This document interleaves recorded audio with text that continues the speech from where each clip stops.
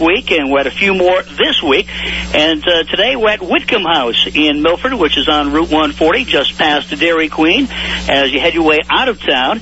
And Whitcomb House, assisted living facility, will be here. We'll talk with Marc Cohen in just a moment, who is the executive director. We've got a number of guests lined up for you to listen to. We'll find out all about Whitcomb House, and we'll talk with some of those who have been here for a while as residents. We'll talk with some family members who have their loved ones right here, and we'll talk with some of those that work at Whitcomb House as well. And at Senior Week, again, it's an hour of information. So sit back, listen in, gather all the information you can. We've heard a lot of great things about some great facilities. We're at another one this morning. We're so lucky to be in this area where there are so many great assisted living facilities, and this is just another one of them. And with me is Marc Cohen, who is the executive director of Whitcomb House. Good morning, Marc. Morning. How are you? Fine, thanks. And Marc, tell us a little bit about Whitcomb House in your own words. What type of facility we have here?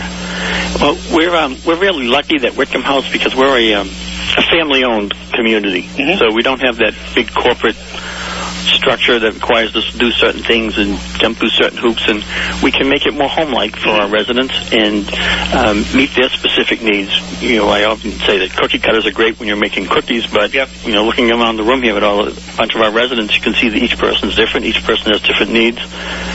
And you know, Pam and Chris Delaney, who founded this place more than 16 years ago, had a vision for what it should be, and has realized that vision, and it's now my responsibility, even though they're still actively involved, but day to day it's my responsibility to keep that vision going forward.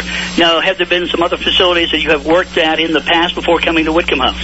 Yes, I worked for one of the big, it was the largest, I think the second largest company that does this across the country. They have over 300 communities. It's a publicly held company, so you're responsible to the shareholders and things. And well, they do a good job in those places. It doesn't have the same feel here. And has your job changed over the past few years as far as what you actually do in that position as executive director? My job has stayed the same. It's everything else has changed.